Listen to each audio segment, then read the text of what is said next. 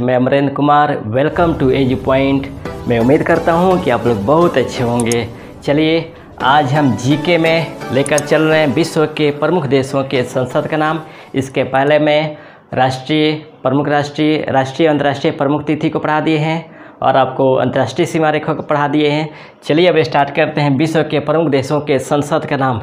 मैं फिर बता रहा हूँ, जीके किसी भी एग्ज़ाम का लाइफलाइन होता है और इससे बेहतर कोई नहीं पढ़ाएगा, क्योंकि मैंने जितना भी इनके संसदों का नाम लिख रहा हूँ ये किसी न किसी एग्ज़ाम में पूछा गया है, तो आप प्लीज़ इसको ज़रूर पढ़ेंगे। साथ ही बिहार पुलिस आ रहा है वैकेंसी, फिर आर्मी वाले हैं, इनके लिए तो और ज़्यादा इम्पोर्टेंट है।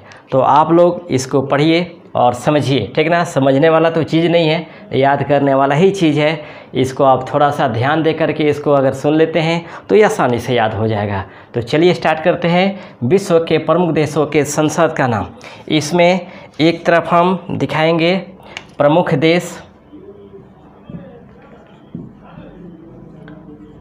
देश और दूसरे तरफ संसद का नाम समझिएगा। इसमें भारत को संसद ही कहा जाता है ना। भारत में संसद को संसद ही कहा जाता है ना। ध्यान दीजिएगा इंग्लिश मीडियम वाले, अगर क्वेश्चन आ जाए कि भारत में संसद को किस नाम से जाना जाता है तो ऑप्शन में पार्लियामेंट भी होगा, तो पार्लियामेंट टिक नहीं करेंगे बल्कि संसद ही टिक करेंगे। फिर आते हैं ऑस्ट्रेलिया, ब्रिटेन,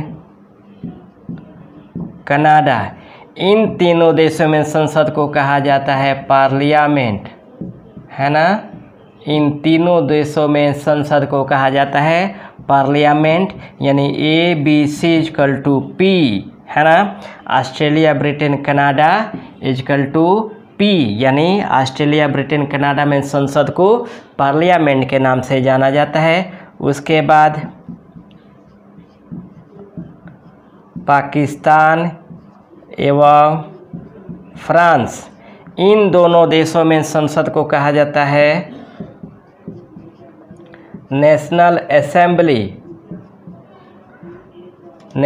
असेंबली। समझिएगा PF यानी प्रोविडेंट फंड। ये जो प्रोविडेंट फंड उन्हीं को मिलता है जो सरकारी नौकरी में होते हैं, है ना। अगर आपके पास सरकारी नौकरी नहीं है तो प्रोविडेंट फंड क्या है, नॉट अवेलेबल है, यानी आपके पास नहीं है। तो इस तरह से हम याद कर लेंगे। पाकिस्तान और फ्रांस का जो संसद का नाम है वो नेशनल असेंबली है, यानी नेशनल असेंबली है। कंप्लीट। इसी तरह हम आगे बढ़ते हैं, इसका स्क्रीनशॉट आप लोग लेते जाएंगे। ओके, मज़ा आएगा एकदम पढ़ने में, एकदम मज़ा आएगा, है ना। स्क्रीनशॉट आप लोग लेते जाएंगे, फिर हम आगे बढ़ते हैं। ओके चलिए,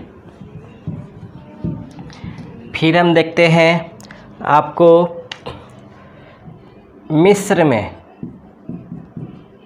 मिस्र का जो संसद का नाम है वो आपको पीपुल्स असेंबली है। पीपुल्स असेंबली है ना। इसी तरह चीन में संसद का नाम है National People's Congress. National People's Congress. इसी तरह आपको ब्राज़ील के संसद का नाम है नेशनल कांग्रेस। नेशनल कांग्रेस है। उसी तरह अमेरिका का संसद का नाम है कांग्रेस। उसके बाद स्विट्जरलैंड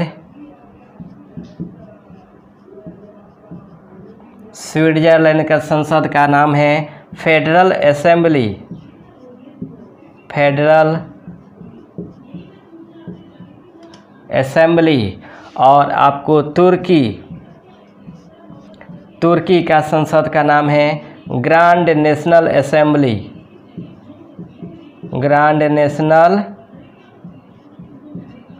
असेंबली, है ना। तो ये हमारे संसद है। मिस्र का पीपुल्स असेंबली, चीन का नेशनल पीपुल्स कांग्रेस, ब्राज़ील का नेशनल कांग्रेस, अमेरिका का कांग्रेस, स्विट्जरलैंड का फेडरल असेंबली और तुर्की का ग्रांड नेशनल असेंबली। याद रखिएगा, स्विट्जरलैंड की राजधानी है वह बर्न है ना। स्विट्जरलैंड की राजधानी वह बर्न है। ये आप स्क्रीनशॉट ले लेंगे। ओके, चलिए फिर आगे चलते हैं, है ना। ओके, उसके बाद हम चलते हैं आपको ईरान एवं मालदीव।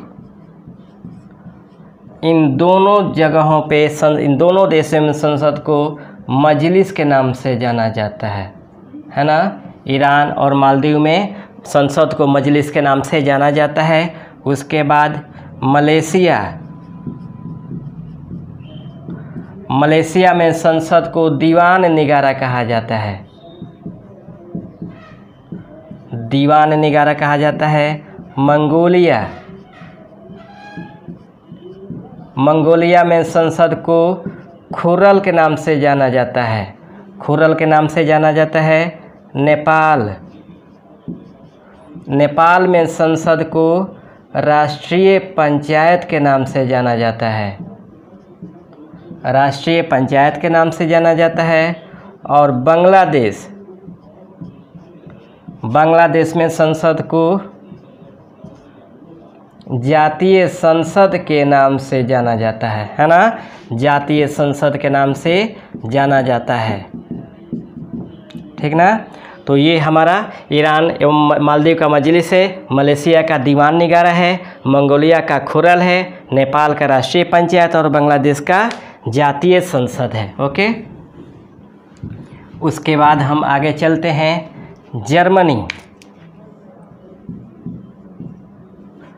जर्मनी का संसद का जो नाम है वो आपको बुंडेस्टेग है, बुंडेस्टेग। जर्मनी का संसद का नाम बुंडेस्टेग। भूटान का संसद का नाम है त्सोंगडू, आपको भूटान का संसद का नाम है। उसके बाद जापान का संसद का नाम है डायट। उसके बाद अफ़गानिस्तान का संसद का नाम है शोरा। उसके बाद रूस का संसद का नाम है ड्यूमा। उसके बाद इजराइल का संसद का नाम है नेसेट। फिर समझिएगा, जर्मनी के संसद का नाम बुंडेस्टेग, भूटान के संसद का नाम त्सोंगडू, जापान का संसद का नाम डायट, अफ़गानिस्तान के संसद का नाम शोरा, रूस के संसद का नाम ड्यूमा, इजराइल के संसद का नाम नेसेट है ना। ये एकदम आसान है, थोड़ा सा आप लोग प्रयास करेंगे तो याद हो जाएगा। और ये प्रत्येक एग्जामों में ये क्वेश्चन पूछ देता है, इसीलिए जानना आपको ज़रूरी है ना। ये आपको जानना एकदम ज़रूरी है ना। इस तरह से है तो सभी किताबों में, लेकिन आपसे याद नहीं हो पाता है। मैं प्रयास कर रहा हूँ कि आपको याद हो जाए। जिस दिन ये याद हो जाएगा उस दिन जान लीजिएगा एग्ज़ाम का आधा जंग आप जीत जाएंगे, ये मैं गारंटी देता हूँ, है ना। चलिए तो फिर नेक्स्ट हम चलते हैं आपको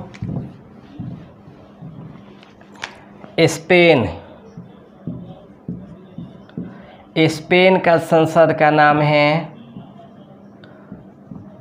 कोर्टेस। स्पेन का संसद का नाम कोर्टेस है।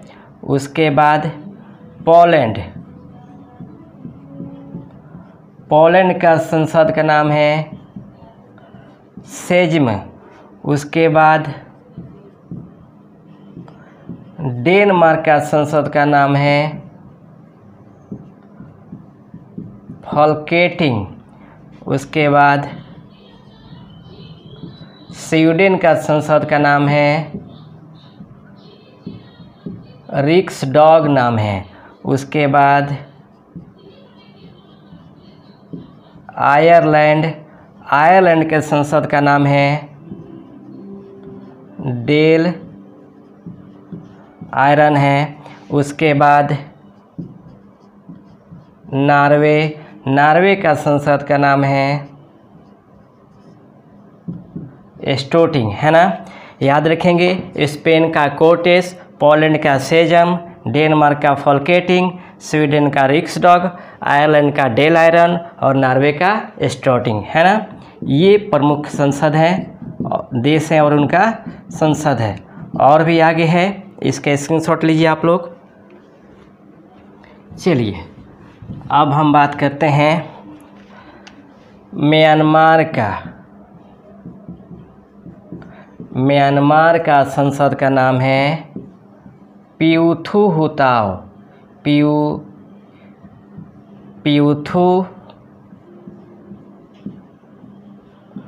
पियुथुहुताओ, है ना, ये म्यांमार का संसद का नाम है। उसके बाद आपको ताइवान का संसद का नाम है युआन। उसी तरह आपको इसके बाद आपको डेनमार्क का सॉरी नीदरलैंड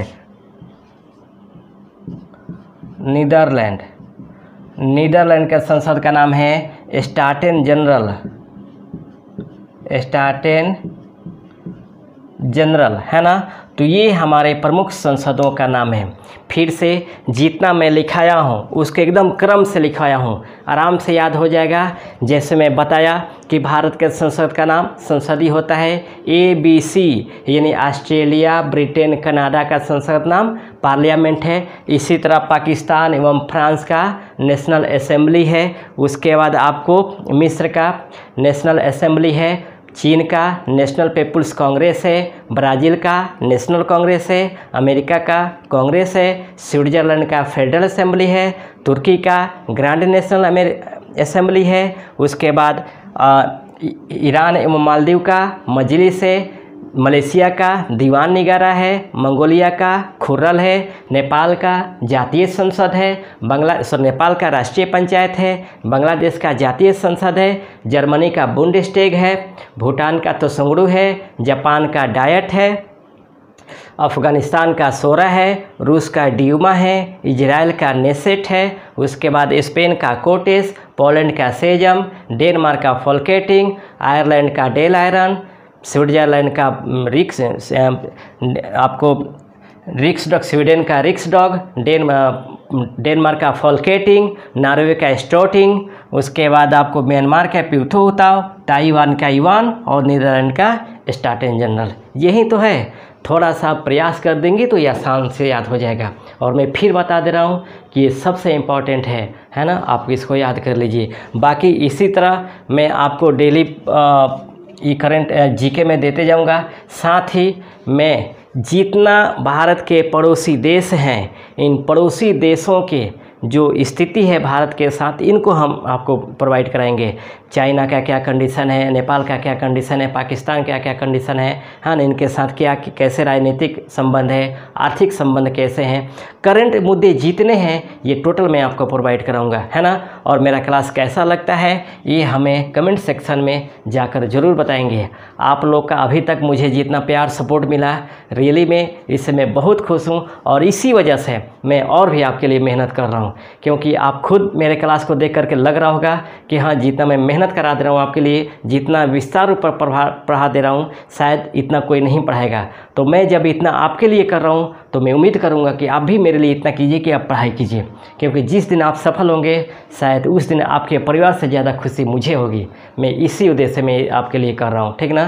क्योंकि जिस तरह लॉकडाउन लगा हुआ है, इसमें पढ़ाई किसी की नहीं हो रही है ऑफलाइन में, इसलिए मैं ऑनलाइन आपको लेकर आया हूं। और आप पढ़ाई कीजिए। मैं फिर बता दे रहा हूं, आयोग जो वैकेंसी निकाला है वो ये नहीं देख रहा है कि आप बैठे हैं कि पढ़ रहे हैं कि नहीं पढ़ रहे हैं, ये आपकी जिम्मेदारी है पढ़ना।